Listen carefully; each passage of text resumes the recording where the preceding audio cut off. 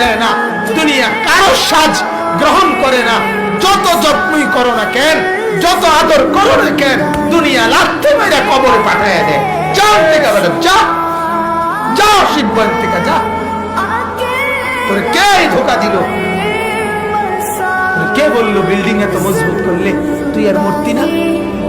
তোরে কে বললো SS5 এর গেট লাগাইলে তুই আর মূর্তি না? তোরে কে বললো সেগুন কাঠের দরজা লাগাইলে তুই মূর্তি না? তোরে কে বললো গ্রিল মজবুত করে দিলে তুই মূর্তি না?